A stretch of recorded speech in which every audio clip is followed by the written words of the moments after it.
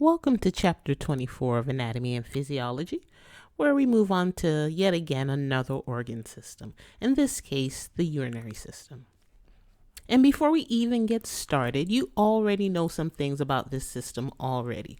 Way back in A&P 1, way back in Chapter 1, where we talked about all the organ systems. Remember, this organ system has just a few organs in it. Remember, it's your kidneys, something called the ureters, your bladder, and the urethra. Those are the major organs, and that's what you're seeing on this picture here. You're seeing the two kidneys up top, one on each side. Then you see this little kind of flesh-colored straw-like structure leaving the kidneys. Those are your ureters. They're basically draining urine from the kidneys. But you're not always urinating. You're temporarily able to store your urine, and you'll do that in the bladder, called the urinary bladder is the full name. And then once you make it to the bathroom, you're going to have to empty the bladder. You're going to do that with one more tube at the bottom of this picture. It's called the urethra. So as we go through this chapter, like always, we're going to break down the anatomy of all these structures, and we're going to talk about what everything does. But I kind of gave you a brief overview. One thing for sure is the kidneys make the urine, and the ureters, the bladder, and the urethra are going to get you to kind of get rid of the urine, excrete the urine, as well as temporarily store it. So we're just going to go into detail on how these organs do all these things. And we see it's really the kidneys doing lots of the work. So we're going to be spending most of our time talking about the kidneys. Whenever we talk about urinary system or renal system is another name for this system. Well, whenever we talk about the urinary system's function, we're really saying what the kidneys do because it's the kidneys doing most of the work. So we'll begin by kind of briefly talking about all the things that the urinary system does, aka what the kidneys do. And it all seems to be related to this ability to make urine. So why is it so important, so special to make urine? Well, it helps if you think about what's in urine. Oh yeah, we're going to have to talk about what's in urine. And one of the major things in your urine is water. So because your kidneys can make urine using water, well, your kidneys have an effect on how much water is in your body. Not only how much water is in your body, but also some very important solutes dissolved in that water. So that's one function of kidneys, is to regulate your water volume and solute concentration levels. How? It's in the urine. What else? Well, remember, you're mostly water and solutes dissolved in the water as well. So if you can affect water and solute levels, well, we're going to affect fluid levels in your body.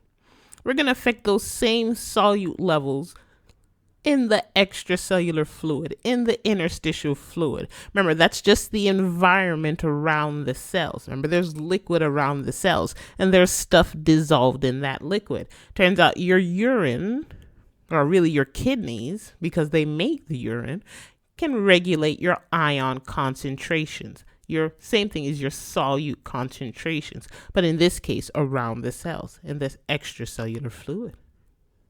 And there's a lot of solutes dissolved in that fluid. Some solutes are things like acids and bases.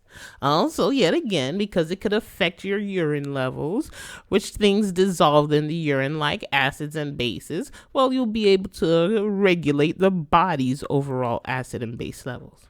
So we'll see how the kidneys play a role in regulating acid and base levels.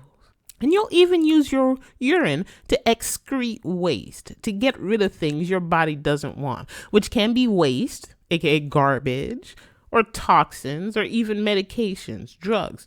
There are some medications that will leave your body using the urinary system. Why? Because the function of the urinary system is to get rid of some of these toxins. And then you know one function of the kidneys already, way back from our blood chapter. Way back from when we talked about erythropoiesis. Remember, your kidneys have a say on how many red blood cells you have because your kidneys made a hormone. Remember, the hormone the kidneys make is called erythropoietin. Remember, erythropoietin was involved with stimulating erythropoiesis because it helped to promote some cells to progress on in their progression of cells, in their progression of maturation. But turns out your kidneys also make another hormone. Your kidneys make a hormone called renin. And we'll see renin has a role to play in regulating your blood pressure levels, mainly to help raise it when it's too low. So your kidneys are doing a lot just by making urine and a few hormones. Oh, your kidneys do a lot, and we're not even done yet. Turns out your kidneys can make other things besides urine and hormones. Turns out your kidneys can help you with your vitamin D synthesis and activation. Kidneys really play a role in helping you to activate the vitamin D. So you'll make vitamin D in another location, and it's going to be your kidneys that are going to help to activate it before it begins to work or function in your body.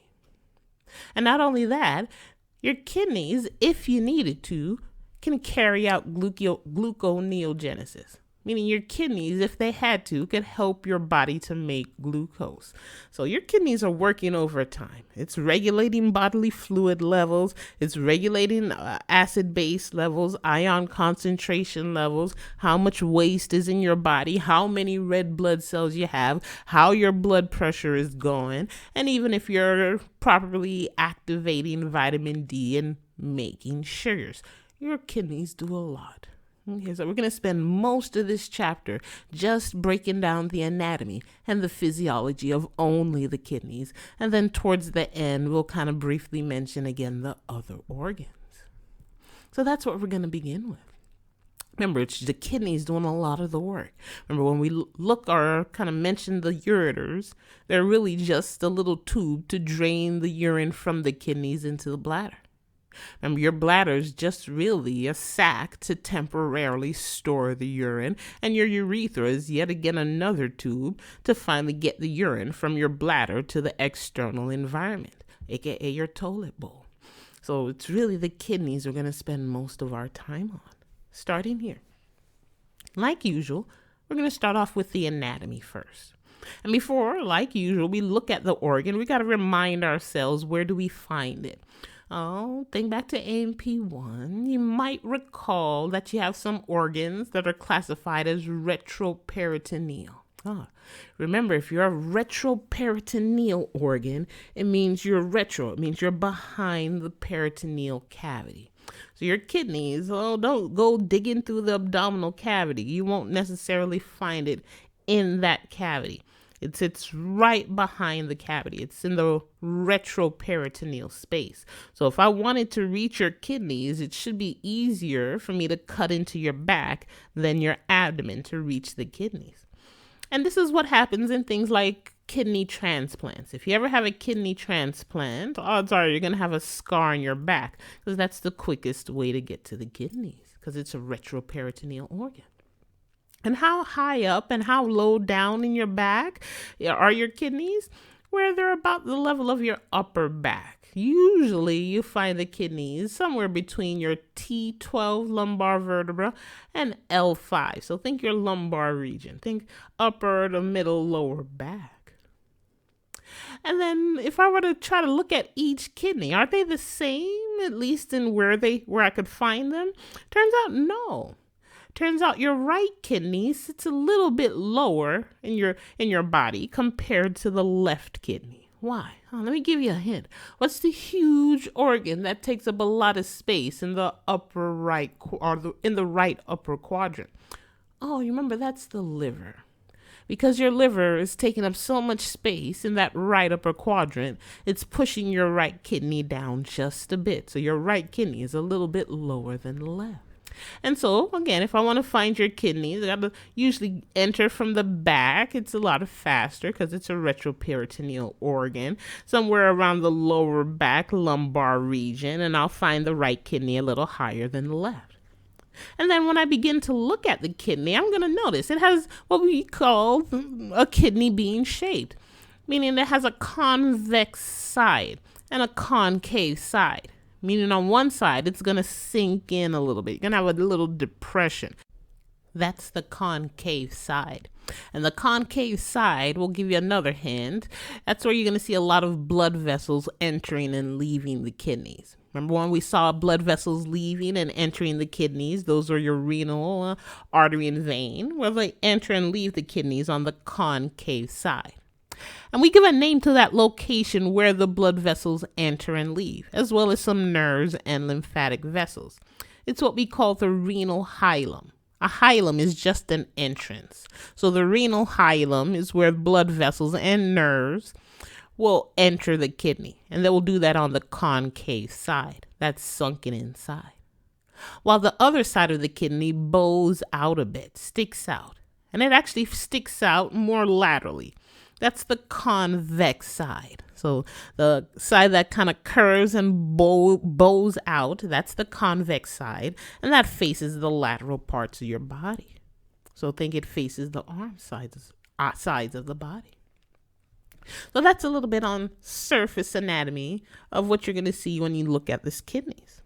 But again, if I actually wanted to pull the kidneys out of your body and look at it, first thing I'm going to see, like most other organs, is not the organ directly. It's going to be connective tissue surrounding the organ. You've seen by now, just about all your organs have this protective layer of connective tissue. So does the kidneys. I want you to know the 3 layers of supportive tissues around the kidney and how are they protecting it. There's something called the renal fascia, the perirenal fat, and the fibrous capsule. These are 3 layers of connective tissue that surround and protect the kidneys. Let's go through them one by one.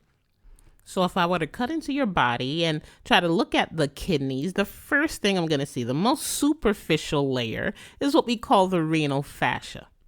This is just dense connective tissue that's holding the kidney in place. Remember, all your organs are somewhat stuck in place. That's why you never hear someone say, oh man, guess what happened today? My kidneys fell all the way into my pelvis. It doesn't happen. Why? Because it's anchored in place by the renal fascia. And so I would have to cut through the renal fascia. Turns out after I cut through the renal fascia, I'll see a deeper layer of fat. Just connective tissue, just fat, adipose tissue specifically. That's what we call your perirenal fat capsule. It's just telling you it's just a capsule made of fat. It's just a covering of fat. It's just there for cushioning protection. So your kidneys almost have their own built-in pillows. It's just these perirenal fat providing cushioning.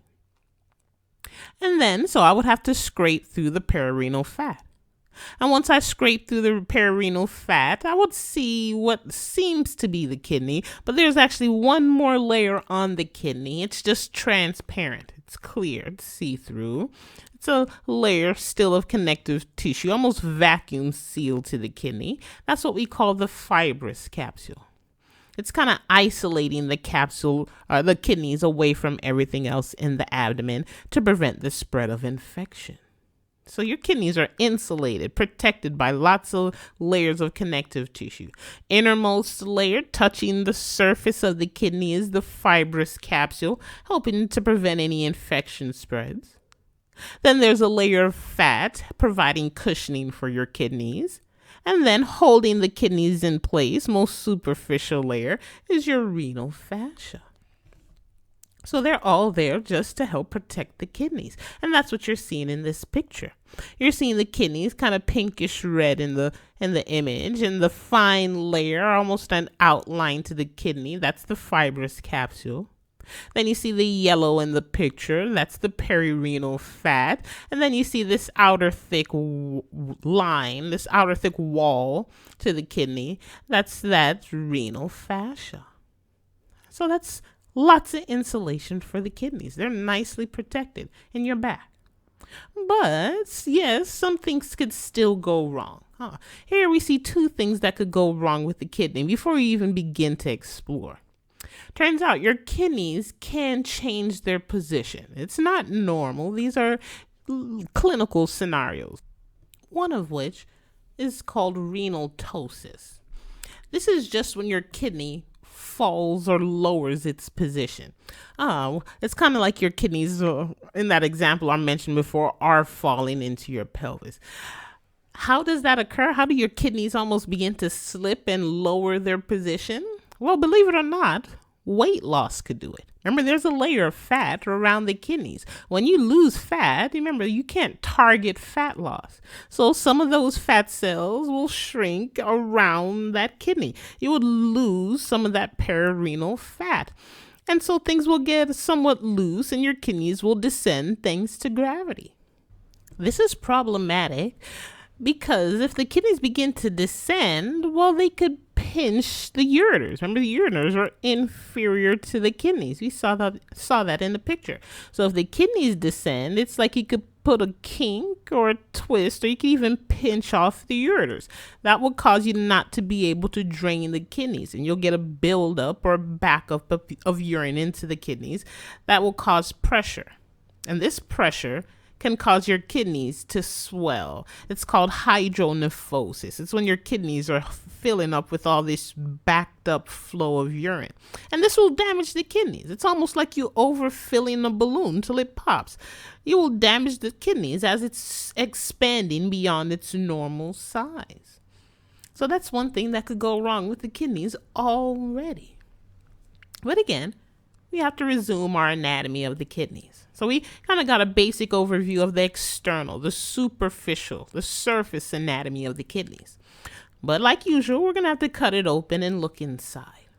And when we cut open the kidneys, right off the bat, we break it up into 3 major regions. In order from most superficial to internal, there's something called the renal cortex, the renal medulla, and the renal pelvis. These are 3 distinct areas. And the renal cortex is the most superficial area. We'll see it in images soon. And then more internal, deep inside the kidneys, you're going to find what we call the renal medulla. And you could always identify the renal medulla based off structures inside. And it kind of gives you a hint in the name. It's called renal medulla, and there are what we call medullary pyramids inside, sometimes called renal pyramids. And so you will always find your renal pyramids in your renal medulla. But what is that? What is a medullary pyramid? Well, this medullary pyramid just consists of several small tube-like structures that are helping to form and drain the kidneys. It's the beginning to this drainage system for the kidneys, where you're beginning to make this urine. And in anatomy, we just name lots of things. For example, we name the tip of the medullary pyramid. It's called a papilla. Papilla is straight up just the name for the tip of a medullary pyramid. We'll see it in the picture soon. And the medullary pyramids are not necessarily touching each other. They're kind of separated by bits of the kidney called renal columns. So when we look at the kidney, we really break it up, or at least the medulla, into what we call lobes. Each lobe will have medullary pyramids and their surrounding renal columns. So remember, in anatomy, we just break everything down and down. And then you get to what's called the renal pelvis. Renal pelvis is just a funneled tube. Again, we're just beginning to drain out this urine. And it's consisted of structures that are related to pyramids and the papilla. So I mentioned you're going to begin to make and concentrate your urine in that renal pyramid, in structures within the renal pyramid. Then you're going to begin to drain, beginning with the tip of the pyramid called the papilla. Then you'll drain the urine from the papilla into little cup-like structures we call minor calyces. And minor calyces will drain into larger funnel-like structures we call major calyces. Remember from A&P1, especially in things like muscles, if you have minor in the name, it means you're small. So these are small cup-like structures. And major means you're big. So a major calyx is just a larger cup-like structure. And they will drain into the renal pelvis, this huge funnel that will begin the drainage into the ureter, then onto the bladder, urethra, and your toilet bowl. So even from now, we could begin to trace the pathway of urine. It's beginning in the kidneys, and we begin the drainage in the kidneys. Begin draining your renal pyramid's papilla into minor calyces. Drain minor calyces into major calyces. Drain major calyces into renal pelvis. Drain the renal pelvis into the ureter. Drain the ureter into the bladder. Drain the bladder into the urethra. And from the urethra into the external environment. You know at least the end of the pathway of urine as it's leaving your body. And so we're seeing all these parts I mentioned in this image here. This is a cut dissection of the kidney on the left and a cartoon depiction on the right. And like usual, color is your friend. It's helping you to see some things, some differences. For example, when you look at the external or more superficial parts of the kidney, you're seeing it's very light, almost pinkish in color. While in the middle or closer to the center, you're seeing these kind of darker globs, almost look like triangles or pyramids. Oh, those dark little pyramid or triangle-shaped clusters you're seeing closer to the center of the kidney, those are your medullary pyramids. So wherever you see the pyramids, that is the medulla. You can see most of that kidney image is the medulla. And you can see the cortex is just that thin, lighter region wrapping around the more superficial parts of the kidney. And then you see the pyramid, they're the triangles. You see they're broken up with bits of kidney in between. We call those the renal columns. And so if you look at one pyramid, doesn't matter which one, on the right, the cartoon, it's a little easier to follow. If you find the pyramid, you can see the tip of the pyramid. They're pointing to a papilla in the picture, and it's pointing to the tip of a pyramid. And then around the pyramid, you see a little cup-like funnel begin to form. That's the minor calyx. Multiple minor calyces can drain further downstream to where it gets a little bit more dilated, a little bigger. That's the major calyx. And multiple major calyces will then drain into the larger funnel about to leave the kidney. That's the renal pelvis.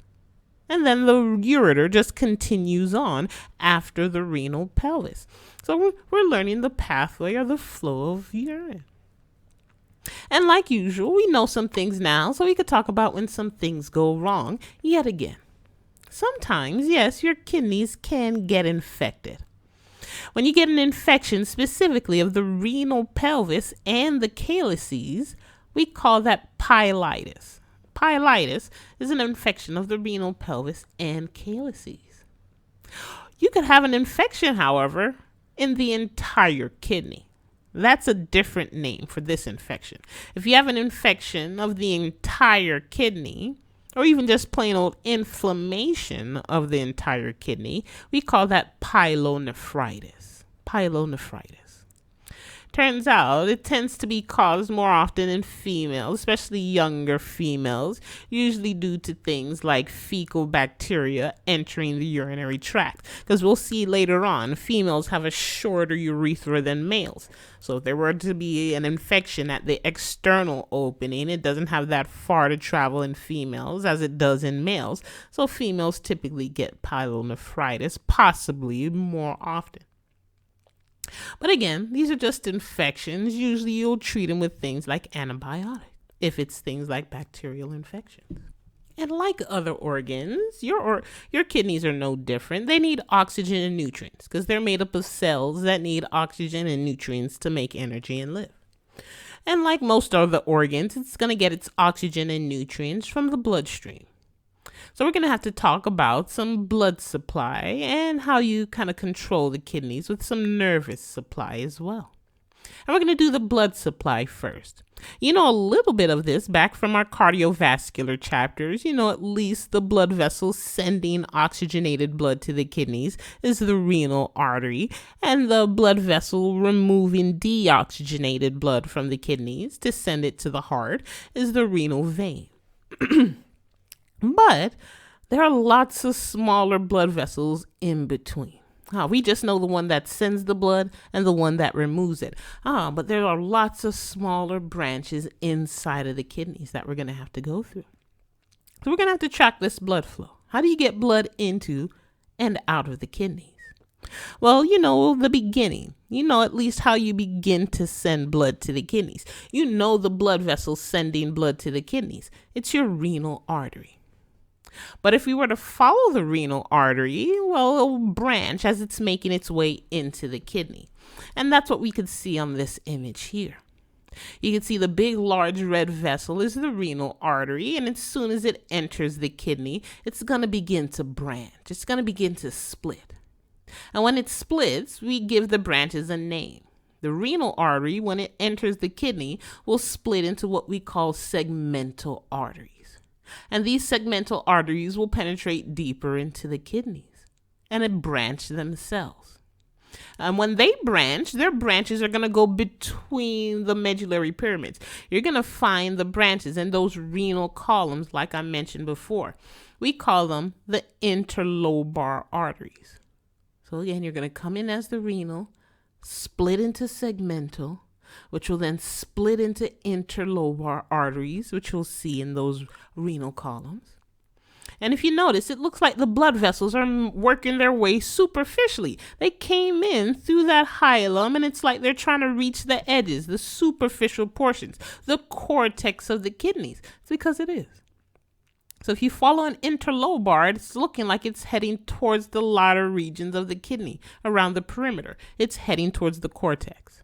And once it hits the cortex, kind of think the base of the pyramids, it will split again.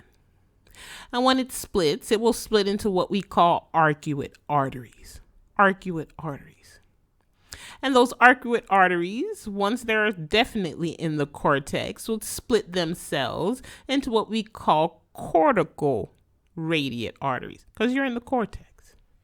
So that's the pathway as you're coming into the kidneys. Renal arteries branch into segmental arteries, which branch into interlobar arteries, which will branch into arcuate arteries, and then cortical radiate arteries. And they're dropping off blood at that cellular level. And your cells will pick up the oxygen and nutrients and swap it out with carbon dioxide and waste. And now you're going to have to get that blood out of the kidneys now. You know the end. You know the major blood vessel that's going to remove the blood. That's the renal vein. But you're going to have to go through a lot of blood vessels before you get there. So what blood vessels? Now we're basically working in reverse. So if you know the order of flow of arteries, just go in reverse. You know the order of flow for veins, with one exception. There are no segmental veins. There are no segmental veins. So you remember when we went in order for arteries, it was renal artery, segmental artery, interlobar artery, arcuate artery, and cortical radiate artery. Just go in reverse. There's a cortical radiate artery. So there's a cortical radiate vein. There's an arcuate artery. So there's an arcuate vein. There's an interlobar artery. There's an interlobar vein. Remember, there's no segmental vein. And there's a renal artery. And there's a renal vein. So if you know at least the arteries, and remember that there is no segmental vein, you'll know the vein pathway as well. You'll know the pathway of blood into and out of the kidneys. And that's what they're showing on this picture here. You'll come in from the renal artery, segmental artery, then interlobar artery, arcuate artery, then cortical radiate artery. Then what's in the boxed outline, that area is at the cellular level where you're doing the gas and nutrient exchanges. We'll talk about that little box in more detail later. And then you'll get the blood out, use the cortical radiate vein, then the arcuate vein, then the interlobar vein. Remember, there's no segmental vein, then renal vein, then inferior vena cava, and you'll get back to the right atrium. You know the pathway now. That's most of the macroscopic anatomy. That's most of the things you can see with just your eyeballs. So now we're kind of switching gears, and now we're going to do some microscopic anatomy. Now that you know the basic bigger parts of the kidneys, we now got to explore the microscopic stuff and seeing how they're functioning. And when we look at the kidney, most of what your kidney is made up of are what we call nephrons. They're really what we call the structural and functional units of the kidney, meaning they're the basic building blocks for the kidney. If you want to make a kidney, get tons of nephrons. Turns out one kidney has over 1 million nephrons. And when we talk about all the functions of the kidney, making urine, controlling bodily fluid levels, etc., it's really the nephron that's going to be doing all the work. It's really the nephron that's going to be making your urine. So we're going to have to spend most of our microscopic anatomy time breaking down the nephron, because it's the structural and functional unit. It's what's building the kidney and doing all the work of something that we call the kidney. So like usual in anatomy, when we first see something, right away, first thing we're going to do is break it up. And when we look at the nephron, we break it up into two major parts. The two major parts of the nephron are the renal corpuscle and something called the renal tubule. So we're going to go through both those parts, which themselves are going to get broken down as well. So we're just breaking apart our kidney looking at it. We broke it up into nephrons. Then we broke our nephrons up into a renal corpuscle and a renal tubule. And now we're going to break those up also. So let's look at the two parts. I mentioned again, they're the renal corpuscle and the renal tubule. First up is the renal corpuscle. Turns out the renal corpuscle also gets broken up into two parts. It's broken up into what we call a glomerulus and something called a glomerular capsule. Those are the two major parts of the renal corpuscle. So what do they look like and what are they helping to do? Well, first is what we call the glomerulus. If you were to look at a picture of the glomerulus, which we'll see in a couple slides, it will look somewhat like a cluster of very small capillaries, just a cluster of blood vessels. Technically, a cluster of fenestrated capillaries. Remember, those are capillaries that had fenestrations, tiny little holes. So why do we need a glomerulus? Why do I need this cluster of tiny fenestrated capillaries? Well, let me give you a hint. It had fenestrated capillaries. Remember, these are capillaries that had tiny holes to allow things to escape, except for the major blood vessels. So what's going to escape here? What is the glomerulus making? Let me give you a hint. We're making urine. And if you're wondering, where are we getting the liquid to make the urine? Turns out your body gets the liquid from your blood. You remember the liquid environment of your blood is plasma. So plasma is the magic ingredient you start off with if you want to make urine. And you're going to pull out the plasma using all the fenestrated capillaries in the glomerulus. And when you pull out that plasma, you're pulling out hopefully mainly the plasma and not all the crazy things dissolved in it, at least not all of it. We call this the filtrate, because it's like you sent the plasma through a filter to trap out any blood vessels or other larger structures. So after you've put your plasma through the glomerulus, you'll now have what's called filtrate. All right. So that's the beginning to making urine. Now you know why there are so many tiny blood vessels in the kidney. These blood vessels have to send their blood to the glomerulus so it could filter and pull out that plasma, aka filtrate, and begin the process of making the urine. And when you pull out that filtrate, that removed and filtered plasma, you're going to have to capture it. So when we look at the glomerulus, we're going to see something surrounding it. We're going to see the second part to the renal corpuscle. It's called the glomerular capsule, sometimes called Bowman's capsule. This is just, again, a capsule. It's just a covering around, in this case, the glomerulus. And what is it made up of? It's just mainly epithelial tissue. It's mainly simple squamous epithelial tissue. It's almost like the serous membrane. Why? Because it has two layers to it. It has an outer parietal layer made up primarily of simple squamous epithelium and an inner visceral layer that touches the glomerular capillaries inside of the glomerulus. It's almost like its own serous membrane. And it's really the glomerular capsule that's really helping you to filter things out. Turns out there are extensions from this glomerular capsule that would end as what we call foot processes. Foot processes are just extensions of cells in this Bowman's capsule. We call them the podocytes. So podocytes, we're going to see later on, are going to play a large role in helping with one of the first steps of making urine, which is filtering out that plasma. Why? How do podocytes and their little extensions, the foot processes, help? Well, these foot processes will cling to the basement membrane of those capillaries in the glomerulus. And when they cling to it, they create tiny little slits. We'll see pictures of a podocyte and its foot processes. They look like interlocked fingers. So there are tiny slits in between these interlocked extensions, in between these foot processes. We call them filtration slits. They're big enough for the filtrate to get through, for that filtered out plasma to get through, but not things like your red blood cells, white blood cells, and platelets. That's why you don't pee out your blood. Why? Because it's been trapped by a filter formed partially by the podocytes of the glomerular capsule. Don't worry, we'll see pictures of all these things.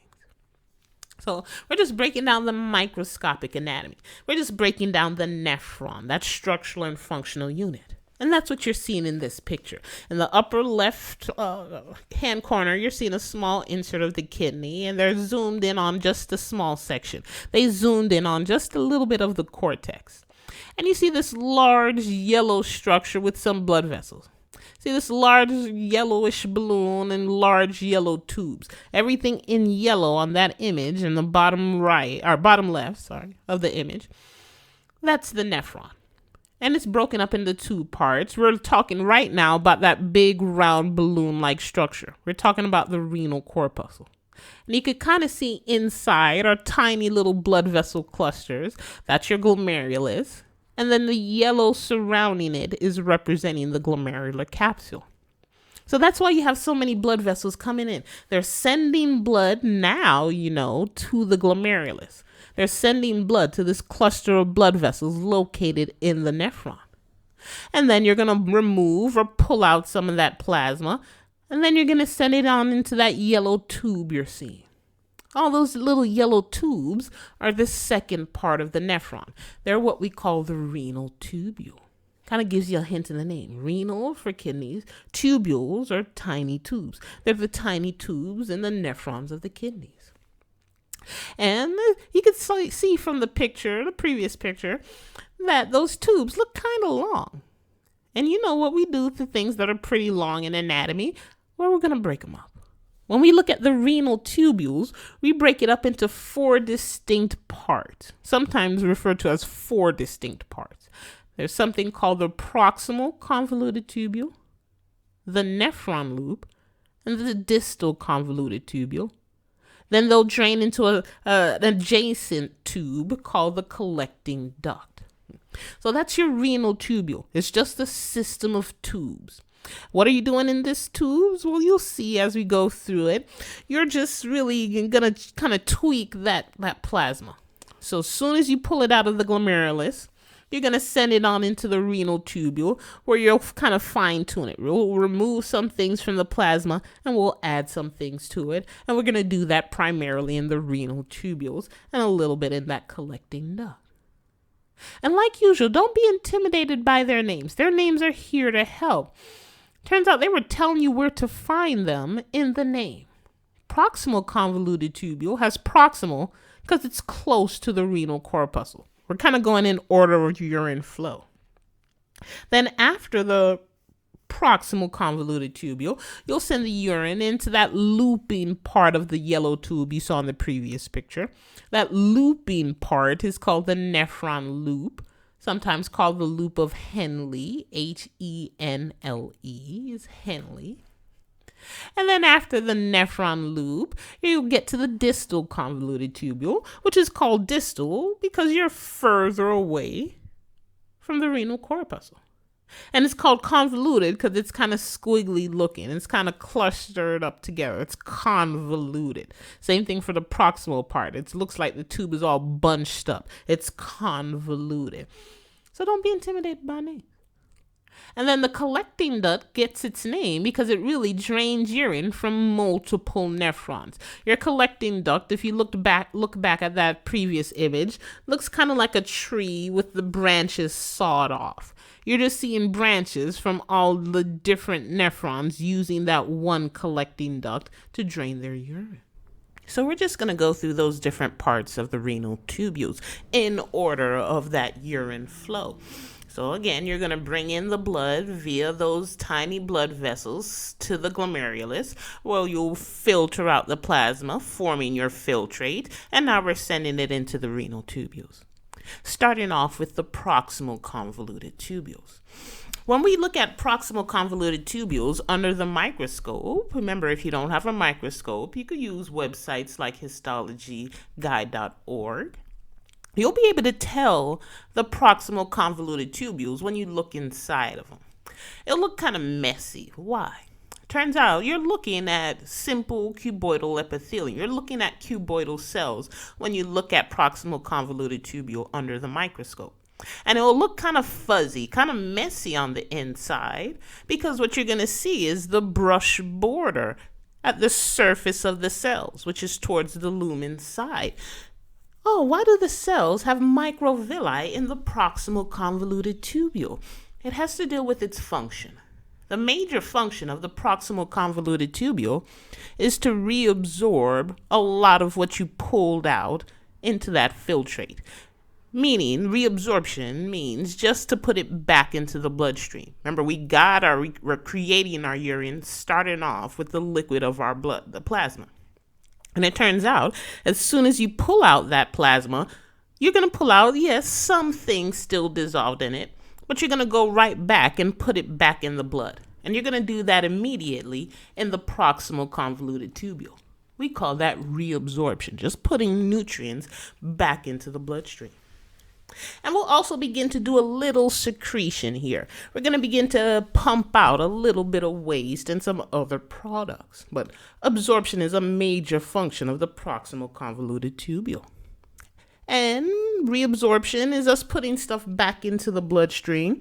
So it helps if you increase your surface area. Oh, remember, how do cells increase their surface area?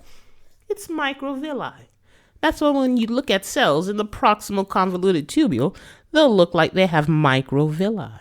So again, just to summarize, proximal convoluted tubule is the first part of the renal tubules after the glomerulus, after the renal corpuscle. And its major job is to do reabsorption and some secretion, and so they'll have microvilli to help. Again, we're just going in order. After the proximal convoluted tubule, you're going to get to the part of the nephron that loops around. Part of the renal tubule that forms this descending and ascending loop, meaning one part of it is going to go down and then it'll hook around and come up. We call this the nephron loop, sometimes called the loop of Henle. It kind of tells you in the name. It's just the looping part of the tube.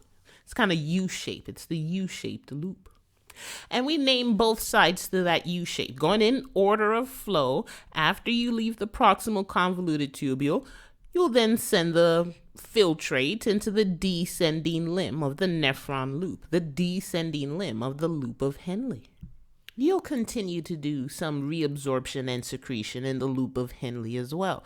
But when we get into a little bit more detail, you'll see what's absorbed and secreted in the descending limb of the nephron loop is actually not the same thing that's going to be reabsorbed and secreted in the ascending limb.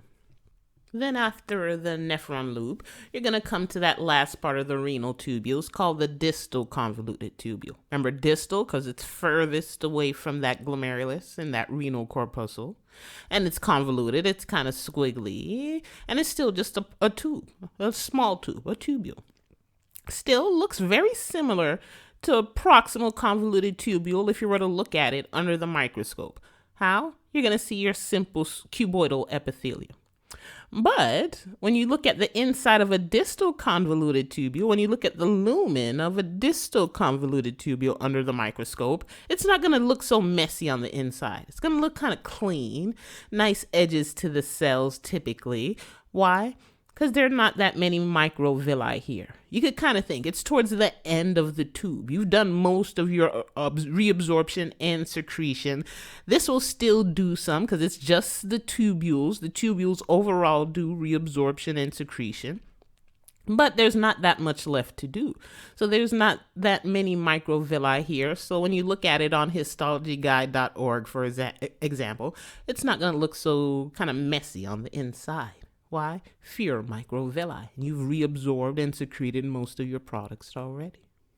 So here's an image of the kidney under the microscope. You might have seen something similar to this image in AMP1 when you looked at things like simple squamous epithelium. You remember in kidneys, simple squamous epithelium were forming a part of what we call the glomerulus. Oh, now you know specifically what. If you look closely at the picture, remember that big cluster, looks like a big circle, that's the glomerulus. Now it makes more sense when you think about it. Now you're seeing kind of pinkish reddish stuff on the inside, lots of little purple dots. You're seeing the blood vessels, the capillaries with the blood inside, and all the little kind of lilac colored cells are those podocyte cells sitting on top. You could see all of that in the glomerulus. And then if you look around it, it's this clear white space. That's Bowman space. That's where you'll drop the filtrate after you pull it out of the capillaries. And then you see this little faint line of very flat-looking epithelial cells. And there's only one layer. That's your simple squamous epithelium. It's all labeled on the picture. So just read the labels. You can follow along. And then all around that glomerulus, all around that renal corpuscle, you see all these little pinkish ovals and circles. Some look very dark pink, almost red. Some look very light pink, almost lilac. You're looking at the renal tubules. You could see the difference between the distal convoluted tubule and the proximal convoluted tubule under the microscope. Just like I mentioned before, the proximal convoluted tubule, when you look at it, it's going to be simple cuboidal epithelium. It's a single layer, very plump, boxy looking cells.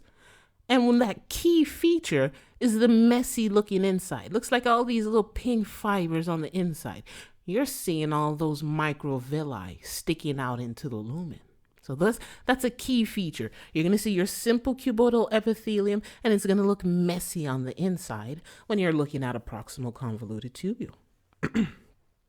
While the distal convoluted tubule, remember again, it's also made up of simple cuboidal epithelium. But when you look at the distal convoluted tubules under the microscope, like I mentioned before, they look kind of clean on the inside, especially the one off to the left-hand side. It's not labeled, but it's surrounded by proximal convoluted tubules, and it's this light, pale-looking tube that's completely clean on the inside. That is a distal convoluted tubule. They look very clean on the inside because you're not seeing all the microvilli because there aren't that many.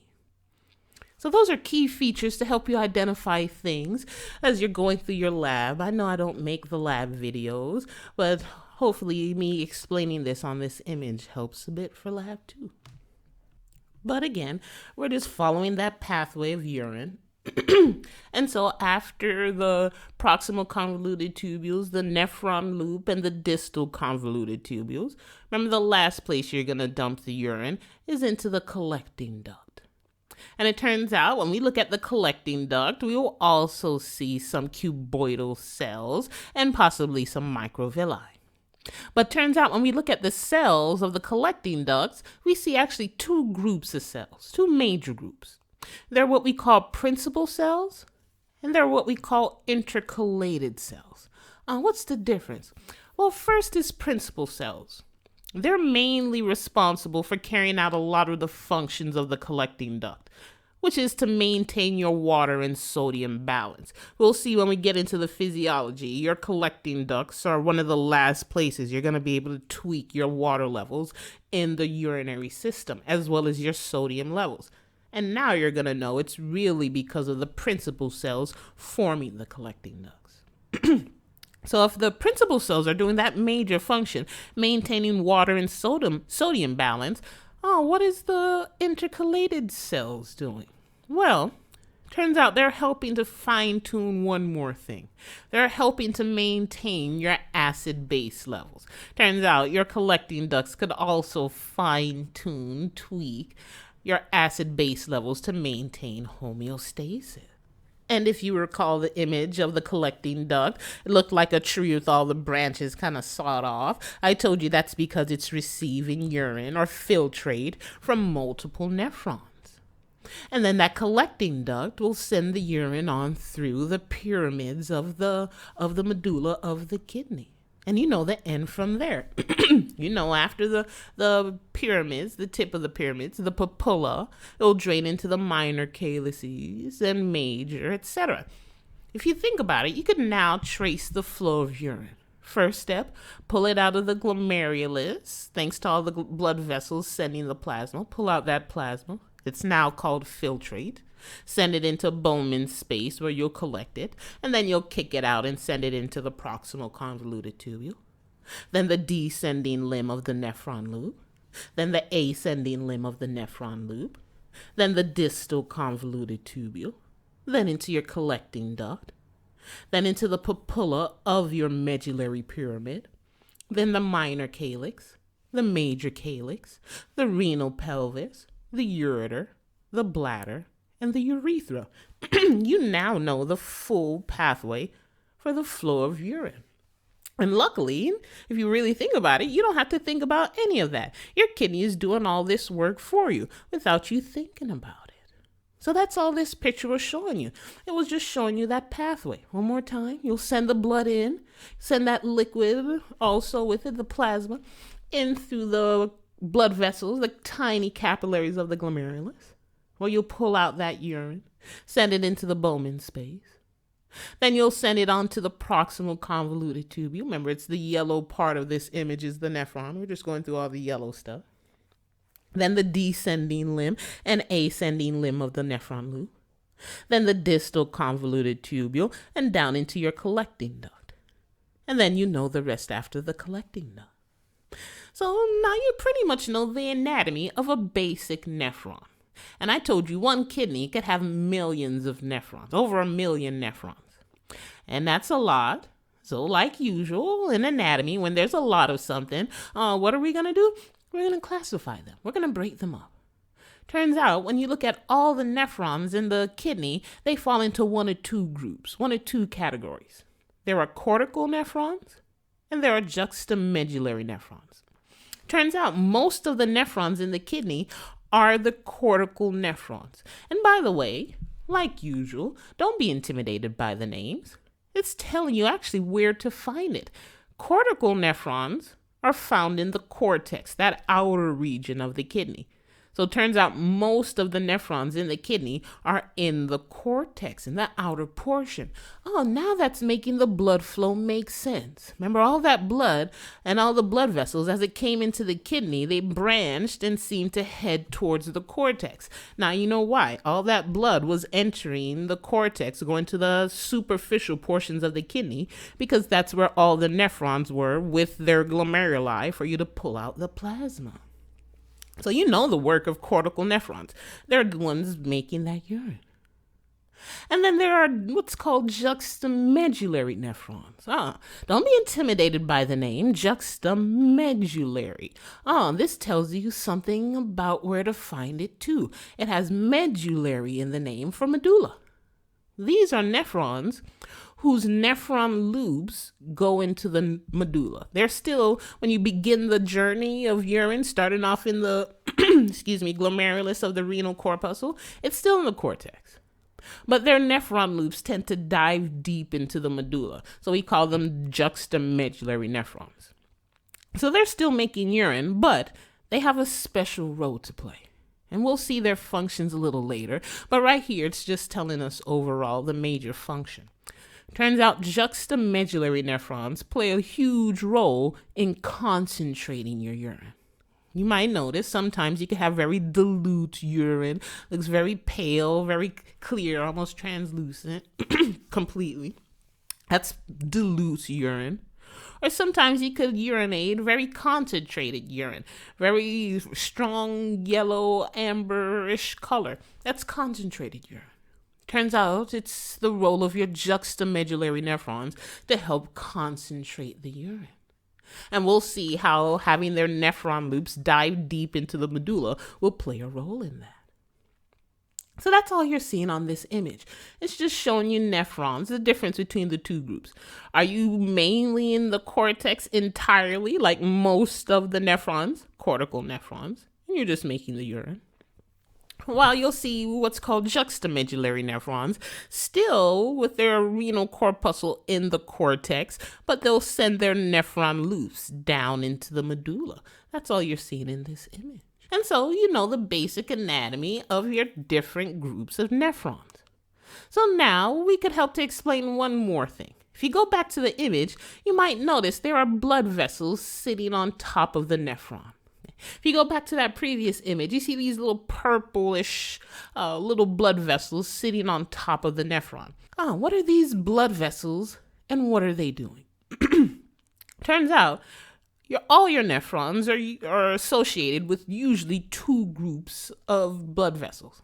We already know one group. It's the group of tiny capillaries we see in the renal corpuscle. Remember, that's the glomerulus. We already saw that. It's that cluster of blood vessels in the renal corpuscle where you'll be pulling out the plasma. But then you'll see what's either called peritubular capillaries or vasorecta. What's a peritubular capillary and what's a vasorecta?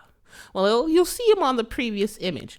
If you look at that cortical nephron, you see all these kind of purplish blood vessels sitting on top of it, sitting on top of a nephron that's in the cortex or cortical nephron. Those are your peritubular capillaries. While on the other hand, if you look over at the juxtamedullary nephron image, you see there are some blood vessels sitting on that nephron loop. Those are the vasorecta. So are you on things like the proximal and distal convoluted tubule of a cortical nephron? You're a peritubular capillary. Or are you on the gave the answer away. Or are you on the nephron loop of a juxtamedullary nephron? Well, then you're something called a vasorecta. We'll see their functions a little later. We're just letting you know they exist right now. We're just breaking down anatomy. So again, we're just going through these things in detail. Now that you know they exist, let's talk about them in a little bit more detail. Like that first group of blood vessels we already know about, the glomerulus. We already know the glomerulus is where we're going to do filtration, where we're going to pull out that plasma and turn it into filtrate. But how really does that happen? Well, you got to remember blood flow into and out of the kidney. Remember, as you entered the kidney, you entered as the renal artery that branched into segmental arteries, then into interlobar arteries, then into arcuate arteries, then cortical radiate arteries, and then we saw a little image of our kind of flow chart of blood flow that was kind of outlined in this little dotted line. And I told you we're going to talk about that in more detail. What's happening in the glomerulus? We're talking about that now. So there's going to be a very tiny, tiny artery that's going to bring blood into the glomerulus. We call those tiny arteries the afferent arterioles. They're bringing that oxygen and nutrient-rich blood into the glomerulus for you to pull out the plasma. And then you're going to have to drain the blood out of the glomerulus. You're going to use another tiny artery. Now it's going to have blood leave the glomerulus, which is an efferent process. So we call it the efferent arteriole. So basically, you enter the glomerulus via the afferent arteriole and you leave via the efferent arteriole. And then after the efferent arteriole, you'll go on to either the peritubular capillaries or the vasorecta, depending on the nephron. And then you know the rest. You'll leave via the cortical radiate vein, then arcuate vein, then interlobar vein. Remember, there is no segmental vein. And then out via the renal vein. Now you know the pathway of blood through the glomerulus and overall the kidney. And remember, we're talking about blood vessels. Think back to our cardiovascular system. Remember, blood vessels can control things or have an influence on things, like blood pressure. Turns out the blood pressure in the glomerulus is really high. Why? Think back to how blood vessels could affect blood pressure. Remember, one way blood vessels could affect blood pressure was by changing their diameter. They could vasoconstrict or vasodilate because the diameter of the blood vessel matters. And it turns out if you were to look at the afferent arteriole and the efferent arteriole, they have different diameters to their lumens. Turns out the diameter of the afferent arteriole is larger than the diameter of the efferent. So kind of think of having two hoses, where one was a huge hose, almost like a fire hydrant hose, and one was a small hose, like your gardening hose. You can imagine if you connected both of them, imagine having all the water from that fire hydrant having to force its way through your small garden hose. It's going to be a lot of pressure. You might burst your small gardening water hose. It's almost like what's happening in the glomerulus. You're having lots of blood rushing via the afferent arterioles, but you have these small efferent arterioles to empty it. So you're having this huge backup of pressure, which is a good thing because that pressure is going to help to push some of that plasma out of the blood. So we're just putting together all this anatomy, helping to explain the physiology. Now you kind of know how you're pushing out the plasma, how you're doing filtration in the glomerulus. It's due to differences in diameter of the afferent and efferent arterioles. But again, there are other blood vessels. Remember, I told you there are some blood vessels located on the proximal and distal convoluted tubules of cortical nephrons. Remember, those were called the peritubular capillaries. Turns out these peritubular capillaries will help again to return blood. We saw in our previous images that after the efferent arteriole, you could send the blood either into a peritubular capillary or a vasa recta. They're just helping to return that blood, or release what's left of the blood, back to your circulatory system. It's just that these happen to be connected to cortical nephrons. Well, I told you there were other capillaries that you could find associated with the nephron loops of juxtamedullary nephrons. Remember, those were the vasa recta. They're associated with the nephron loops of juxtamedullary nephrons, and they're helping the juxtamedullary nephrons to do their job.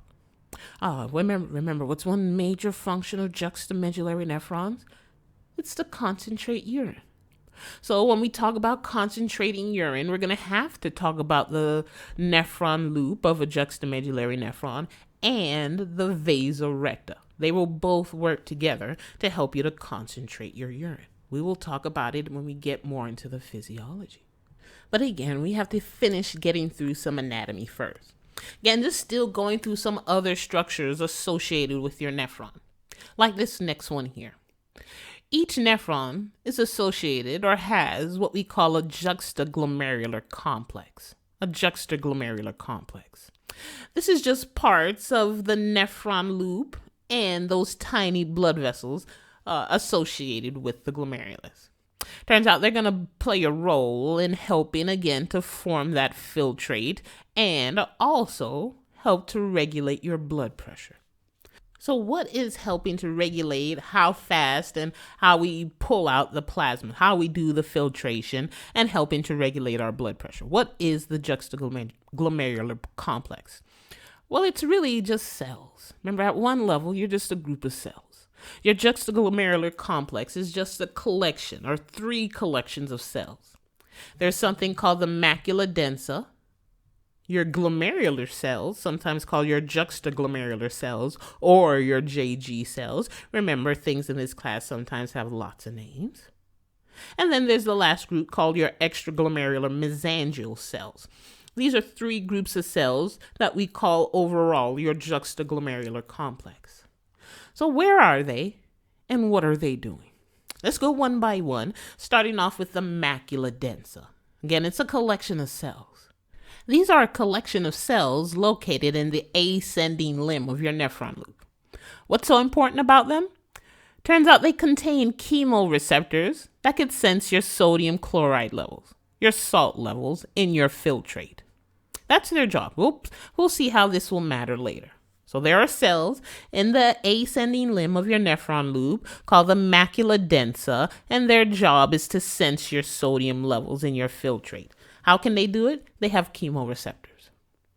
Then there's another collection of cells in your juxtaglomerular complex. It's called your granular cells, or juxtaglomerular cells, or JG cells. These cells are actually in the blood vessels, in the arterioles. Turns out they're actually smooth muscle. What can smooth muscle do? Turns out these cells, these smooth muscle cells, have another type of receptor. They have mechanoreceptors. Remember, mechanoreceptors could sense things like physical stimuli. Think pressure changes, think vibration. These are mechanical things that you could sense. So you use your mechanoreceptors. Pressure. Where is pressure associated with? It's with our blood. The mechanoreceptors in the smooth muscle cells, the granular cells, are sensing blood pressure changes in the afferent arteriole. Remember, that's the blood vessel that's sending blood into the glomerulus. It would be nice to know the pressure as it's entering the glomerulus so you don't do things like destroy the glomerulus. So you'll have your granular cells to sense those pressure changes. If it could sense pressure changes, you might also be able to intervene. Turns out these cells could also intervene in your blood pressure. How? It's thanks to an enzyme they make. Turns out there's an enzyme that could help to raise your blood pressure. It's called renin. And it's coming from the granular cells located in the juxtaglomerular complex. And then there's one more group of cells, the extraglomerular cells, or extraglomerular mesangial cells. Turns out these cells are kind of like messengers. So you're going to find them between the other two groups. You're going to find them between the macula densa cells of the ascending limb of the nephron loop and the granular cells, the smooth muscle cells of the arterioles. It's located between the other two groups. And if you were to look at these cells, they're all connected by gap junctions.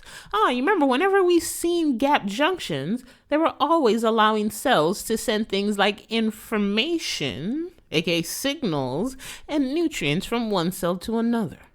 And I told you this group is located between two other groups.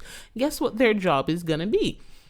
Well, their job is going to be to send signals between the other two groups of cells. Your extraglomerular mesangial cells help to send signals between the macula densa cells and the granular cells. Turns out they all need to work together. And so because of that, because they're all communicating, they're all a part of what we call the juxtaglomerular complex. And that's what you're seeing in this image.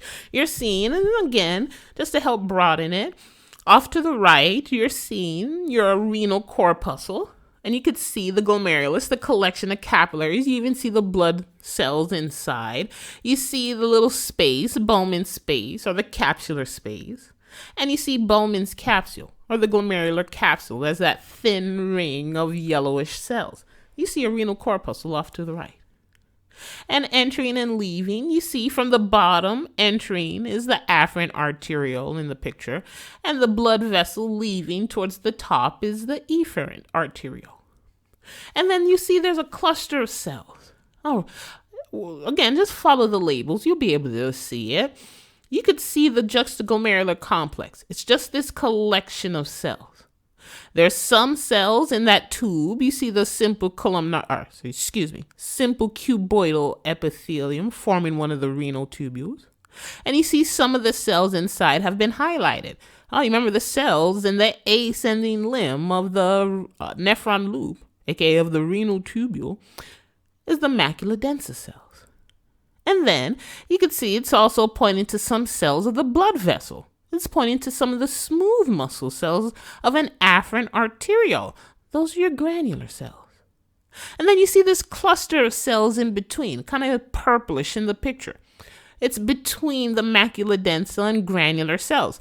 Those are your extraglomerular mesangial cells. So that whole cluster is the juxtaglomerular complex. And because it's associated with all these different things, it can help to monitor your blood pressure changes, your sodium changes as well, and also help to interfere. So that's all the basic anatomy of the kidney, both the macroscopic and microscopic structures of the kidney. So like usual, we're going to switch gears now and go into the physiology in detail. You know how everything basically functions, but now we have to look into it in a little bit more detail. And remember, the kidneys are doing a lot.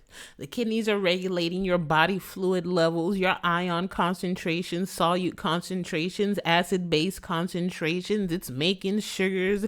It can affect how many red blood cells you have. Your kidneys are doing a lot. So we're going to focus in on some major functions. Mainly, how does it help you to balance your fluid and your solute concentrations? How do you make urine? Because remember, you're making urine to help balance out these things. Well, you know some answers. You know you're going to get the urine starting off with the liquid part of your blood. Turns out your kidneys are kind of like a filter. Turns out your kidneys filter the blood because remember, one function is to remove toxins. So you send your blood to the kidneys constantly every day. Your kidneys see the liquid part of your blood up to about 60 times a day on a usual day, all to help filter out things and make your urine. But when it filters out stuff, remember, it's not pulling everything out. Yes, it will pull out the plasma, but hopefully not that many plasma proteins. It'll be really the plasma minus all those different plasma proteins. So when you think about it, when you pull out what's in the plasma, you're not really pulling out that much, and you'll return some of it, or at least most of it, back to the body. So we say your kidneys usually process 180 liters worth of fluid a day. You do not have 180 liters of fluid in your body. We're just saying that your kidneys pull out liquid and put the liquid right back, at least most of it. When you look at the urine, your urine is less than 1% of the original filtrate, because we're going to do stuff. Remember, when you send the filtrate into the renal tubules, you're going to be adding some stuff to it and removing some stuff from it. So really, when you think about making urine, you already know how to do it. Again, you're going to first pull out the plasma in the glomerulus. Then I said you're going to add some things to it and remove some things to it. Turns out when you make urine, you basically do it in 3 steps. And because this is anatomy, we're going to name all 3 steps. In order, first step is to remove the plasma from the blood, to filter out the plasma and form your filtrate. And you know that happens in the glomerulus, so we call this process glomerular filtration. That is just you pulling or filtering out the plasma in the glomerulus. And then after that, you know next, you're going to put it into the renal tubules. And so in the tubules, you're going to do the last 2 things. Remember, one function of the tubules is to take a lot of the substances, the solutes dissolved in the plasma, and put it back into the blood. And you remember, we call that reabsorption. And it's occurring in your renal tubules, so we call this tubular reabsorption. It's just you taking a lot of what's in the plasma and putting it, or in the filtrate, and putting it back into the blood. And then one last thing you could do is you could pump out things. Remember, when cells pump things out, we call that secretion. And so you're going to pump things back into the filtrate, things like waste. So you could go ahead and pee it out. And you're going to do that in the renal tubules. So we call it tubular secretion. It's just you pumping things into the filtrate. So when you're making urine, you're just doing glomerular filtration, filtering out the filtrate from the liquid part of our blood, from the plasma. Call that glomerular filtration. You're going to return a lot of solutes back to the blood in the renal tubules. Call that tubular reabsorption. And you're going to pump things into the filtrate so you could pee it out in the renal tubules. So we call it tubular secretion. So really, it's 3 basic steps to making urine. And that's all you're seeing in the picture. Again, pull out the filtrate, glomerular filtration. It's number 1 in the picture. Then in your tubes, take what's in the filtrate and put it back into the bloodstream. That's your tubular reabsorption. Or pump things from the blood into the filtrate so you could pee it out in the urine. Tubular secretion. So that's all that's really going on. But again, this is anatomy. We got to go in detail step by step. So let's see in detail, how do you do all those 3 things? How do you do the glomerular filtration? How are we doing secretion and reabsorption? And we're going in order, and we're going to start off first with glomerular filtration. You basically know what's happening. This is glomerular filtration. This is you filtering out the plasma, turning it into filtrate, and it's happening in the glomerulus. And it turns out this is a passive process. Think back to AMP1. Remember, passive processes are just processes that don't require energy. It does not take energy to filter out the plasma. Why? What's the driving force for movement? It's pressure. It's pressure of moving liquids. We call that hydrostatic pressure. This hydrostatic pressure, this pressure of the moving liquid of your blood, is going to force the filtrate out through what we call a filtrate membrane. The filtrate membrane is like your paper filter for your coffee cup, for your coffee machine. It is the filter for your kidneys. So we'll see this filtration membrane in a little bit more detail later. And again, no reabsorption is occurring. So if you kick out this plasma in step 1, in glomerular filtration, it's not going back into those tiny capillaries. Why? The pressure's too high. Okay. Kind of thing, trying to fight against fire hydrant's hose spitting out the water. It's a lot of pressure. You can't fight it that well. But again, that's glomerular filtration. And I told you to filter out the plasma, you need something called a filtration membrane. Think back to anatomy of our nephron and our glomerulus. You actually know at least some of the parts to this filtration membrane. Turns out the filtration membrane has 3 layers to it. I want you to know the 3 layers of the filtration membrane. There's something called a fenestrated endothelium, a basement membrane, and a podocyte foot process. That last one sounds familiar. These are the 3 layers of your filtration membrane. And you know at least one of them. Remember, those podocytes were what we saw sitting on the capillaries in the glomerulus. They were the cells sitting on the capillaries, and they sent out these extensions we called foot processes. And I told you those extensions, those foot processes kind of interlocked like you interlocking your fingers, and there were little slits in between for the plasma to pass through. That's just one part of this filter. The other 2 parts you actually also know as well. It's all in the glomerulus. I told you the podocytes are sitting on top of the capillaries. Think about capillary anatomy. Remember, capillaries really are just 1 cell layer thick. It's just simple squamous epithelium. Remember, we call that endothelium. And remember, these are fenestrated capillaries. These are capillaries with tiny holes. So we call the cells fenestrated endothelium. That is another layer of your filtration membrane. It's just the cells of the capillaries the podocytes are sitting on. And then there's the difference between the 2 cells. There's the basement membrane. It's just the basal lamina of the 2 other layers. Remember, these cells are touching each other, and they're touching each other at their basement membranes, which have fused together. That is all your filtration membrane. So when the plasma, the filtrate, has to leave the blood, it needs to pass through the endothelium of the blood vessel, the basement membrane, and the foot processes of your podocytes. That is the filtration membrane. And that's all you're seeing on this picture.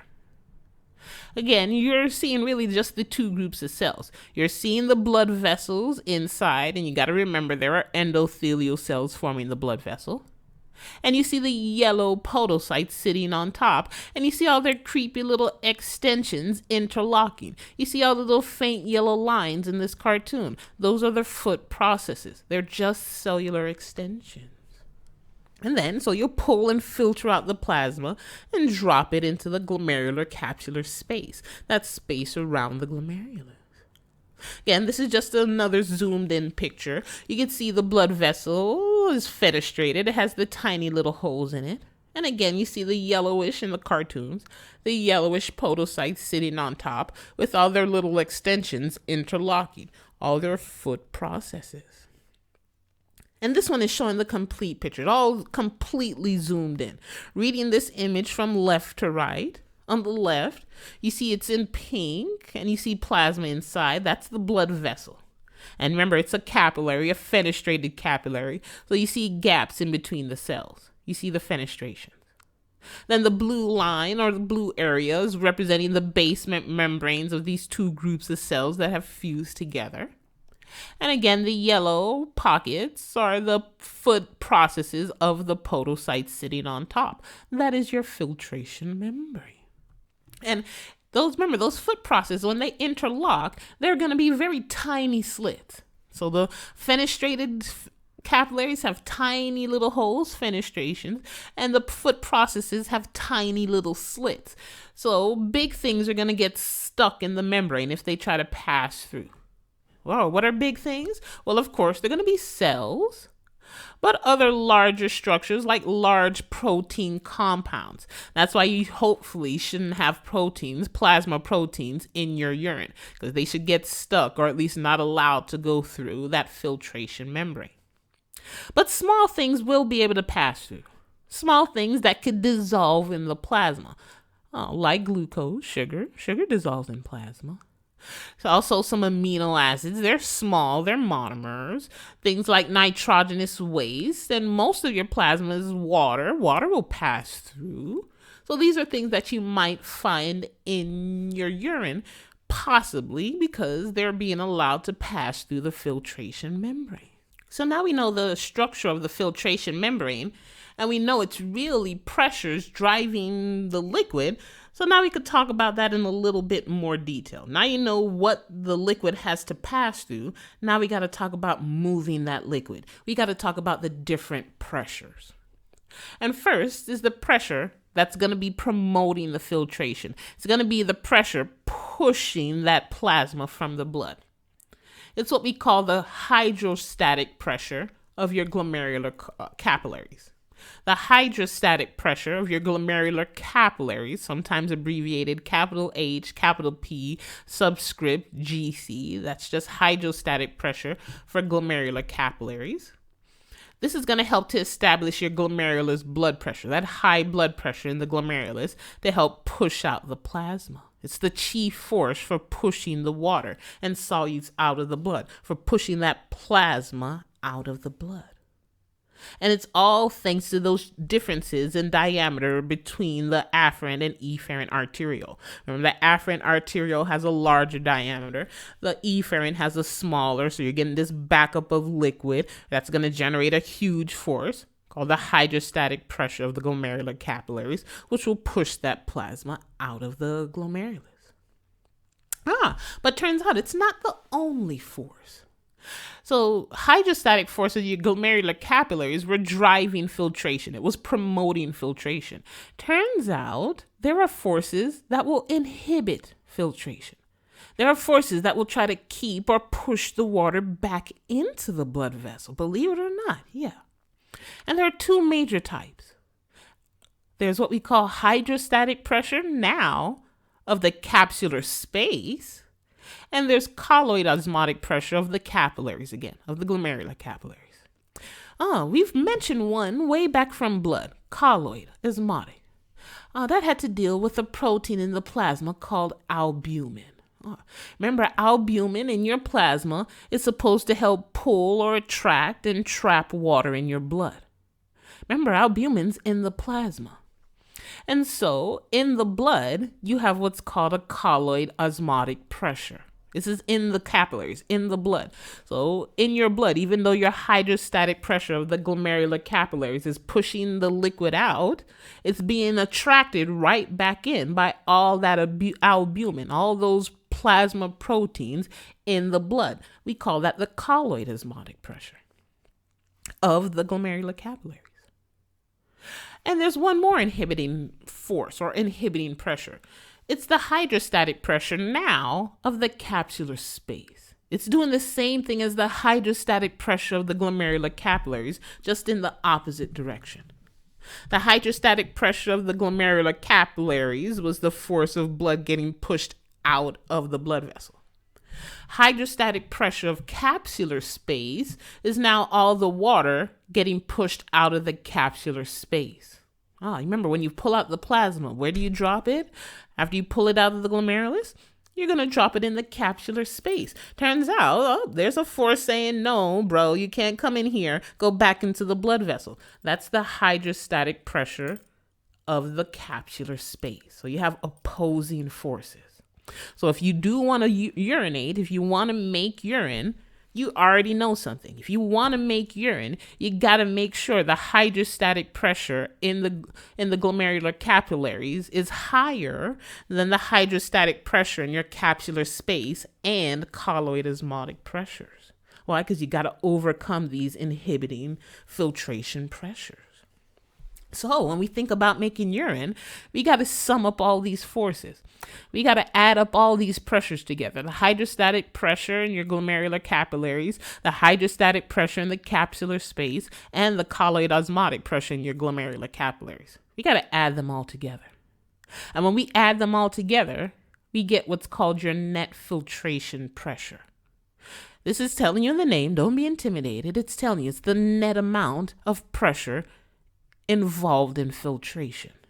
And it's just us taking into account those two major forces. The force pushing out the plasma, hydrostatic pressure of the glomerular capillaries, and the two opposing pressures, the hydrostatic pressure of the capsular space and the colloid osmotic pressure of the capillaries. And so if we look at the net filtration pressure, we'll be able to tell overall whether or not you're forming filtrate and possibly how fast. We even give a name to how fast you could form your filtrate. How fast can you do glomerular filtration? It's called your glomerular filtration rate. And the major thing that affects your glomerular filtration rate is the net filtration pressures. What are those pressures looking like? And so that's all you're seeing in this picture here. You're just seeing, again, a picture zoomed in of the renal corpuscle showing the glomerulus and Bowman's capsule, glomerular capsule. And then you're seeing different examples of the different pressures. Remember I told you to urinate, to make urine, you're going to have your hydrostatic pressure of your glomerular capillaries be higher than the combined pressure of the colloid osmotic pressure of your glomerular capillaries and the hydrostatic pressure of your capsular space. And that's what you're seeing in this picture. You're seeing the hydrostatic pressure of the glomerular capillaries is about 55 millimeters mercury, while the colloid osmotic pressure of your glomerular capillaries is about 30 millimeters mercury, and the hydrostatic pressure of the capsular space is about 15. Just do the math, add up those opposing pressures. Okay, so 55 minus 45, well, then your overall pressure, aka your net filtration pressure, is 10 millimeters mercury. It's in the positive range, so this person will form filtrate. And I told you that this number also has an impact to help us understand how fast you can make urine. Turns out your glomerular filtration rate, like most other numbers, we know the average for a human. On average, your glomerular filtration rate is about 120 to about 125 milliliters mercury, meaning every minute you're filtering out about 120 milliliters of that filtrate. But don't worry, you're not going to pee necessarily all that out. Remember, your final urine will be about 1% of this filtrate. So we'll continue. Let's explain it. We see that there are things that will affect your glomerular filtration rate, and one of them we already know is the net filtration pressure. All right. And this is primarily thanks to that glomerular capillaries hydrostatic pressure. Can you push out that plasma? But there are other things that could affect it. Turns out surface area. Remember, surface area always matters. You're doing this filtration, this reabsorption and secretion along the surface of your cells. You saw that with the example of the filtration membrane. It's really the surface of the endothelial cell and the surface of the podocytes that are interacting. And so if you want to influence how fast you can make urine, you got to influence the surface. Turns out the surface area, how much of the exposed cells can come in contact with each other, will help to define how fast you can make your urine. Turns out the membrane itself has a role. How permeable is that membrane? Turns out you have much more permeability in some capillaries than others. And so the permeability of the filtration membranes of those associated capillaries will also matter. So not just the filtration rate, pressure, net filtration pressure, but also surface area and just the overall permeability, whether or not it will allow something to pass through of the filtration membrane will also matter. So like usual, we're just going to go through these things up close and see how we could affect it. Okay, we're still talking about how fast can you make urine? What are some things that could affect it? Or at least how can you control it in this case? Things that could affect it, how can you control it? Well, like most things, when it comes to the body, you have options. There are two major ways to control glomerular filtration rate. There's something called intrinsic controls and extrinsic controls. Your intrinsic controls, again, like most things, tells you in the name. Intrinsic means innate to, belonging to the origin. We're talking about kidneys. So when you say intrinsic controls, you're really talking about how does the kidney control itself. Another way of saying intrinsic controls is to say renal auto-regulation. The kidneys are auto-regulating itself. It's controlling itself. So one step is the kidneys have a say on how fast it can form its own filtrate. Oh, what else? There's also what we call extrinsic controls. Extrinsic means more external to the source, outside. So this is talking about how things outside of the kidney could affect how fast the kidney could form its filtrate. Let me give you a hint. What's an organ system that could control other organ systems? It's the nervous system. So part of your extrinsic controls are things like nervous system and how it could tell your kidneys how fast to make the urine. And also, there's one more. Oh, you remember, there's a system that could boss other systems around thanks to tiny chemicals it makes, called hormones. I'm talking about endocrine system. So when we talk about extrinsic controls, we're really talking about the nervous system and the endocrine system having a say on filtration rate formation. And not only that, it's actually affecting more blood pressure. Remember, one major function of kidneys is to control or regulate blood pressure. And we'll see how your extrinsic controls are going to help it to do it. So we're just talking about controlling things, right? Regulating things. And the first thing we're going to help regulate or talk about is the intrinsic controls. How does the kidney tell itself what to do? And yet again, like usual, there are options. Turns out there are two types of renal autoregulation. There are two types of intrinsic controls. I want you to know the difference between the two types of intrinsic controls. There's what we call the myogenic mechanism and the tubular feedback mechanism. Don't be intimidated by the names. We're going to break it down. It's going to make sense. You know, right off the bat, overall, these are both ways the kidneys are going to tell itself what to do, how it's going to regulate its glomerular filtration rate. And we're going to start off first with the myogenic controls. Remember, break down the name. Myo, like a myocyte. Remember, a myocyte is a muscle cell. Whenever you hear the word myo or the prefix myo, think muscle. And where have we talked about muscle? Well, we talked about muscle in the blood vessels. Turns out, when your blood pressure changes, your blood vessels will stretch just a little bit. The muscles in the blood vessels will stretch just a little bit.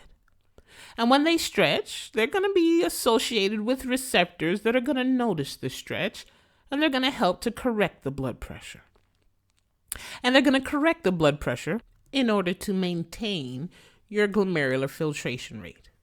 Remember, your blood pressure helps to move your blood around the body. You need that blood to move to places like the kidneys so you can filter out plasma and form urine, so you can maintain your glomerular filtration rate. So if your body's overall blood pressure drops or raises, that's going to change the glomerular filtration rate. And remember, your body likes to be at a homeostatic range. So there is a homeostatic range for glomerular filtration rate. So to help keep it at that range, your myogenic controls are going to come into play. Your myogenic mechanism is going to come into play. So let's see how. For example, let's say you're driving to work and you get cut off and your blood pressure jumps through the roof. You have high blood pressure. Well, that high blood pressure is going to cause your blood vessels to stretch just a little bit. because of all the pressure. And those smooth muscle cells in the blood vessels are going to stretch, and they're going to be linked to receptors that notice the stretch. So these muscle cells will go back to the kidney and tell those afferent arterioles coming into the glomerulus to vasoconstrict. Why? Because when you vasoconstrict, you're going to reduce blood flow. Why? Because your blood pressure was high. Remember, high blood pressure will increase blood flow. So when your blood pressure is high, you're sending the blood quickly and in large amounts to kidneys and other organs. And this could overwhelm the glomerulus and destroy the glomerulus. So to protect it, when your blood pressure is high, you're going to slow down the blood flow to the glomerulus. How? You're going to cause it to vasoconstrict. And it's all thanks to these smooth muscle cells in the blood vessels that stretched and noticed the high blood pressure. That is your myogenic control. Simply put, when your blood pressure is high, smooth muscle cells will stretch and they will cause a reflexive vasoconstriction in the afferent arterioles to reduce blood flow into the glomerulus and reduce damage in the glomerulus when your blood pressure is high. And the opposite will happen when your blood pressure is low. If your blood pressure is low, you're going to have a decreased blood flow. And you're going to decrease the amount of blood coming to the kidneys. And that will theoretically drop your glomerular filtration rate, which your kidneys don't want to happen. So what's going to happen when the blood pressure gets low? How do you maintain the blood flow to maintain glomerular filtration rate? We're going to do the opposite. You're going to have your afferent arterioles vasodilate. Why? Because the blood pressure is low. So to make sure you're still sending enough blood, you just open the gates wider. You vasodilate the afferent arterioles. So that's how your myogenic controls are maintaining your glomerular filtration rate despite changes in blood pressure. One more time. Blood pressure too high. These smooth muscle cells will stretch and cause vasoconstriction of your afferent arterioles. And if your blood pressure is too low, these smooth muscle cells will notice and cause vasodilation. So that's the myogenic controls. That's the kidney telling itself to do. All these smooth muscle cells are in the afferent arterioles inside of the kidney. It is still kidney telling itself what to do. So it is a type of intrinsic control. And again, there's another type of intrinsic control. It's called the tubular feedback mechanism. Again, don't be intimidated by the name. It's called tubular. Tubulo for tubules, probably like the ascending limb of the nephron loop. And glomerular for the glomerulus. Like capillaries, like endothelial cells in the capillaries, or smooth muscle cells in the capillaries. This sounds like it might involve the juxtaglomerular complex. It's because it does. Remember, if it does, we got to think about our juxtaglomerular complex cell groups. Remember, there were 3 groups of juxtaglomerular cells. There was the macula densa. Remember, the macula densa was there to help notice any sodium changes or any, sodium changes in the body, sodium chloride, There was the granular cells. Remember, these were the smooth muscle cells. Remember, they helped to sense pressure changes and make an enzyme called renin. And there was the extraglomerular mesangial cells, helping to send messages between the other 2 groups of cells. This is basically your tubular glomerular feedback mechanism. That's all this is. It's just talking about all those cells in your juxtaglomerular complex.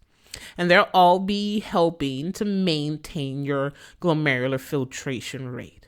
So let's see how. Well, there are instances, this is kind of like negative feedback. If something gets too high, you're going to try to lower it. If something gets too low, you're going to try to raise it. And we're talking about the glomerular filtration rate. So sometimes your glomerular filtration rate will get too high. And if it gets too high, your tubuloglomerular feedback mechanism will try to lower it. So let's see how. How does your tubuloglomerular feedback mechanism even know that your glomerular filtration rate is high? Well, it has to deal with the functions of the tubules. Remember, your tubules are responsible for doing reabsorption and secretion. A lot of what you pull out in the plasma, you have to put right back into the blood. You have to do reabsorption. But if you're doing glomerular filtration too fast, aka you have a high glomerular filtration rate, it's like you're sending the filtrate, that plasma filtered out, too fast through the tubules. So they're not going to have their time to do their job, like reabsorption. So you're going to see stuff still in the filtrate. And what's something your juxtaglomerular complex measures? Sodium chloride levels, salt levels. So just by monitoring your salt levels, if you see your salt levels get too high, it's because you're not doing enough reabsorption because the glomerular filtration rate is too high. So that's how they're going to know your glomerular filtration is too high. You're going to see high salt levels. But these cells are just measuring sodium chloride levels. They don't do anything. Remember, what's the group of cells that can do something? It's the group of smooth muscle cells in the afferent arteriole. Remember, those cells can measure pressure changes, and they can release an enzyme, and they're the smooth muscle cells of blood vessels. It's these cells that are doing constriction and dilation. Turns out, after your macula densa notices that your salt levels are too high, they're going to use those extraglomerular mesangial cells to communicate with the granular cells. And the granular cells are going to cause vasoconstriction. It's going to constrict the afferent arterioles, reduce blood flow to the glomerulus, so you slow down your glomerular filtration rate. And you'll see the sodium levels go back down, and you'll stop this feedback mechanism. That's how it's helping with when your glomerular filtration rate is too high. One more time. The tubular glomerular feedback mechanism, when your glomerular filtration rate is high, will notice, because your macula densa cells will notice a high salt level. They will communicate using the extraglomerular mesangial cells to communicate with all the smooth muscle cells of the afferent arteriole, with all the granular cells. And it's going to be the granular cells that will cause vasoconstriction of the afferent arterioles to reduce blood getting sent to the glomerulus, which will then reduce your overall glomerular filtration rate, which is good because it was too high to begin with. And we'll notice it's working, or at least the macula densa cells will notice it's working, because they will notice lowered amounts of sodium, and they will stop talking to the granular cells. And the opposite happens when you have a low glomerular filtration rate. When you have a low glomerular filtration rate, you would have very low levels of salt in the filtrate. And your macula densa cells will again use the extraglomerular mesangial cells to communicate with the granular cells, which will now relax and cause dilation to increase blood flow and hopefully increase the glomerular filtration rate, because it was too low to begin with. That's how your tubular-glomerular feedback mechanism works. Those are two ways the kidney will help to control and maintain its own glomerular filtration rate. And then, so we got to talk about extrinsic controls. Remember, that's things like nervous system. So we call those neural mechanisms, and endocrine system making hormones. So we call them hormonal mechanisms. They're both pretty much having the same effect overall, which is to help regulate and maintain glomerular filtration rate and have an impact on your blood pressure. And it gets a little bit more complicated. Turns out these extrinsic controls can override the intrinsic controls. Your nervous system and your endocrine system could override and tell the kidneys what to do. All right. Especially in cases when blood volume needs to be increased, meaning when you have low blood. So let's see how this works. And we're going to start off first with the nervous system.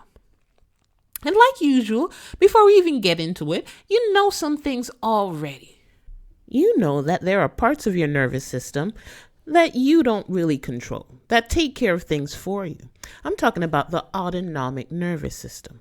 And you remember, your autonomic nervous system itself gets broken up into two parts. There's the parasympathetic division and the sympathetic division. Oh, think back. Oh, remember your sympathetics could do things like get your heart to beat faster or increase the force of a contraction, while your parasympathetics will slow heart rate. Well, turns out they could do other things.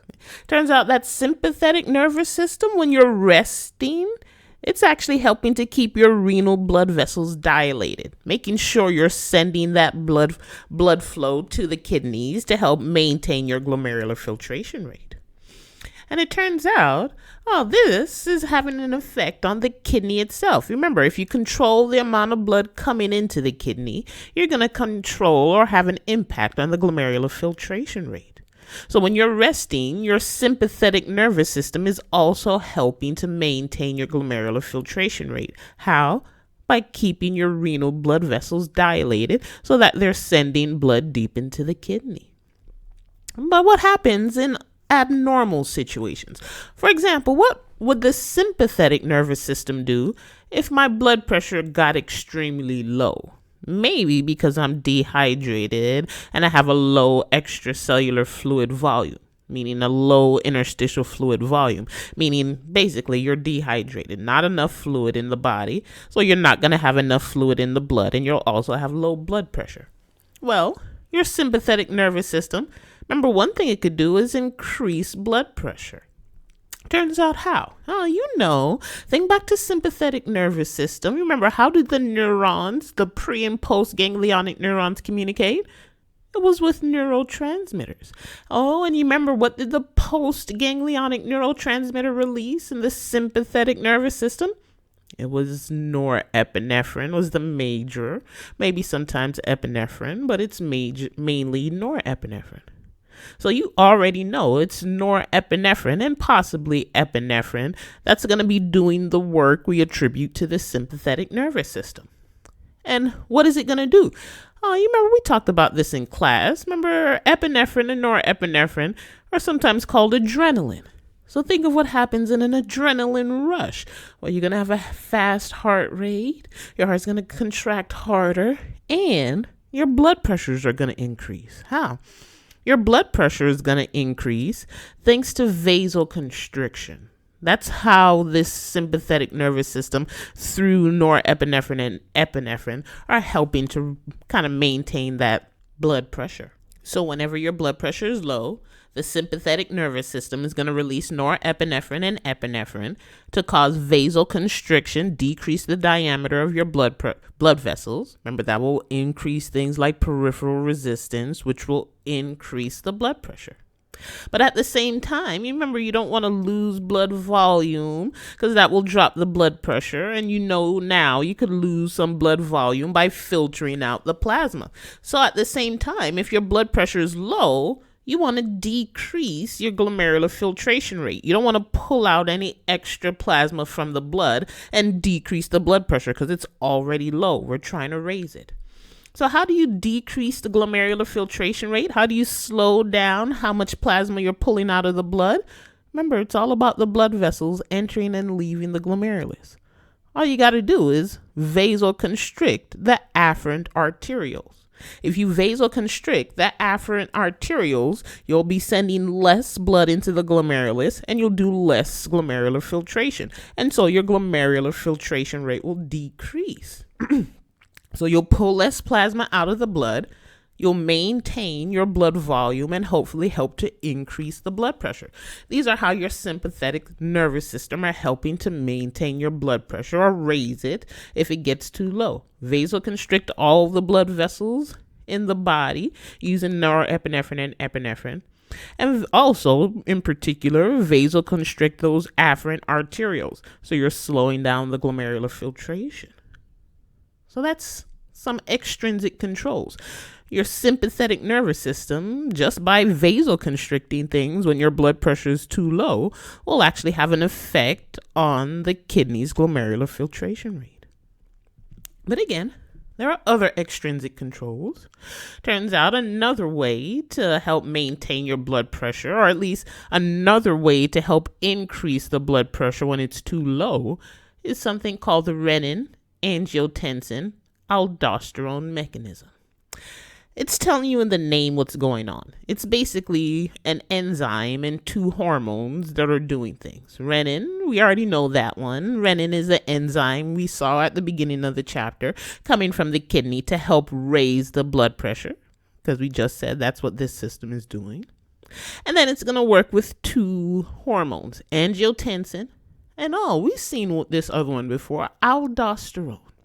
We saw aldosterone way back from endocrine system. Think about it. Remember, aldosterone helped to raise your sodium levels and water levels. So it will raise the blood pressure, because remember, if you raise water levels, you'll raise water in places like the blood. And if you raise your blood levels, that will raise the blood pressure. So you kind of know how it's helping. And at the same time, it will drop your potassium levels. Remember, we knew aldosterone. So we kind of know how this system is going to be working. It's going to be doing something with water, sodium, and that will affect your blood volume and then eventually your blood pressure. But let's go through it. So like usual, it tells you what's going on in the name. It's actually telling you the order of progression. It's just a series of activations of these chemicals that would lead to you raising your blood pressure. So it's going to begin with renin. It's called the renin-angiotensin-aldosterone mechanism. So how do we get renin? Think back a couple slides. Think back to your juxtaglomerular complex. Remember, you make renin with your granular cells. So it begins with those cells. Remember, your granular cells can talk to the macula densa cells. And you remember when they communicate, then we'll see changes. Turns out it begins with the macula densa cells, noticing you have a low salt concentration, a low sodium chloride concentration. What does that mean? Think back a couple slides to the intrinsic controls. Remember, when you have a low sodium chloride, aka a salt concentration, that means you're not doing that much glomerular filtration. Your glomerular filtration rate is low, and you're having lots of time to reabsorb that salt. That's what it means when the salt is low. You're having a slow glomerular filtration rate. And so why are you having a slow or low glomerular filtration rate? Well, it's because your blood pressure is too low. So you're going to have to raise it. So that's the first step. Macula densa cells are going to notice the low salt levels, which will then basically mean you're having a low blood pressure because you're sending not that much blood to the glomerulus for you to filter out. So they're going to go ahead and communicate with the granular cells. And the granular cells are going to release renin. And then what happens? Well, you see on this image here. So we see at the beginning on the right-hand side, it's labeled. You're seeing the humoral controls. You're seeing the renin-angiotensin-aldosterone mechanism. And it's beginning with renin getting released from those granular cells after they've gotten the signal from the macula densa that your blood pressure is low. And then renin will go through a series of chemical reactions that will lead to the activation of the second name of this mechanism. It will lead to the activation of a hormone called angiotensin. The real active form is called angiotensin 2. No, you do not need to know this series of activations. So eventually, after renin gets released, it will lead to the activation, eventually, of angiotensin 2. And then angiotensin 2 will help with the third part, aldosterone. Turns out angiotensin 2 will increase aldosterone production in your adrenal glands. And we already mentioned aldosterone. You know what aldosterone is going to do. It's going to increase sodium reabsorption, meaning it's going to tell you to hold on to sodium. And you remember, wherever sodium goes, water follows. So you'll reabsorb sodium and water. And so you're going to be putting it back into the bloodstream, which will increase blood volume. And you remember, if you increase the blood volume, that will increase the blood pressure. So you know how aldosterone will work. You know renin is there to activate, eventually, angiotensin 2. And angiotensin 2 could increase aldosterone production. Angiotensin 2 does one more thing. One important thing. Turns out angiotensin 2 also causes vasoconstriction of your arteries, your systemic arteries, meaning all the arteries in your body. And kind of like sympathetic nervous system, you already know when you cause vasoconstriction of all the arteries in the body, that will increase blood pressure.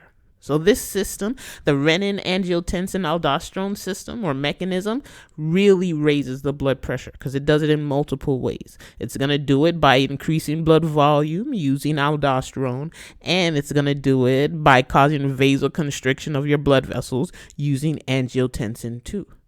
And it all begins with renin. So this chart on this table or this slide shows us all these kind of intrinsic and extrinsic controls and the effects they're going to have on your body. And like always, there are other things that will have a say. Turns out there are other chemicals that will have an effect on your glomerular filtration rate, like adenosine and prostaglandin E2, but you don't need to know these. Okay, stick to the major intrinsic and extrinsic controls. So that's filtration. That was all just the first step of you pulling the plasma out of the blood and forming your filtrate, and how you could kind of count the speed, aka glomerular filtration rate, and how you could affect it.